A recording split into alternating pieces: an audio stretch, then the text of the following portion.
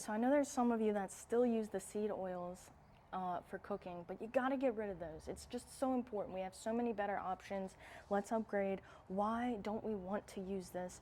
There's a great resources. Look into Alzheimer's, look into the disease of dementia and sugar and energy disruption in the brain.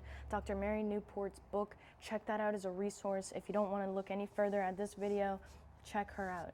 So this is just a small rundown. I gotta say, I'm not a chemist, so I don't know anything. I don't know much beyond this situation, but this is very easy to understand why I wouldn't want to avoid the seed oils. If you'll notice, the seed oils are unsaturated, so they're polyunsaturated, which means that they're unstable. The reason that they're unstable is because usually the fat chains, this is not a correctly drawn fat chain, but usually the fat chains will look something like this in their structure, and they will have open loops.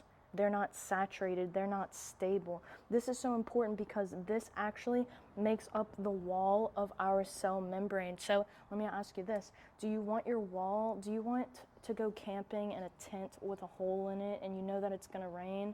No. When you're eating the seed oils, this is what's happening to your body. You're destroying the hormone function, we're destroying the function of the cell, and we're just bleeding out energy. That is what these unsaturated fats are doing in our diet, the seed oils. So it's so important to get saturated, stable fats. And these fats, so like this, for instance, okay, I've got this beef tallow at a butcher shop today called McCord's in Metairie. If you want to go check them out, they do have beef tallow that they make there themselves. And look at this. This is a stable fat at room temperature. Like, are you going to get through this fat? No, but think about an unsaturated fat. This was a liquefied fat, but we know that it results in higher oxidation of both the food, and then also when we ingest it, it becomes even more oxidized. So if you don't know, oxidation is the process of inflammation and aging. So if you want to speed up your aging, you want to keep consuming those processed oils. If you want your hormones to be messed up, you can keep consuming those oils, but just know we have better options. We have better options.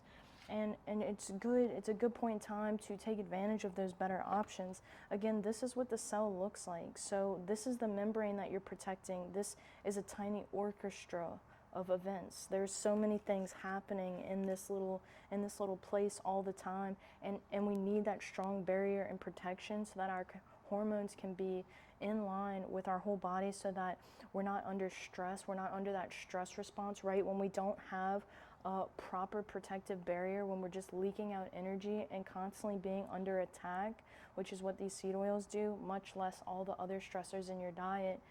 You know, you want stable fats, you want stable, sturdy cells, you want a stable home for your body, everybody wants clear skin and a nice muscle tone on their body, but if we don't understand how these fats work, then we'll never figure out how to get into a healthier state.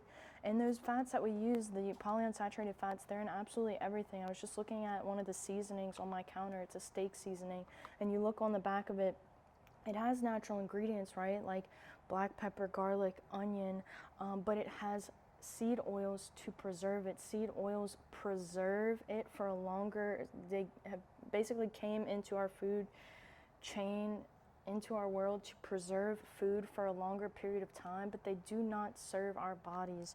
We need to get organic substances at this time because we have so many genetic mutations. Our cancer rates are sky high.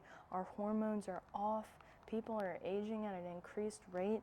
So if you are looking to change something in your diet without actually, like, maybe you're struggling and you can't change everything in your diet, just start with the fats then.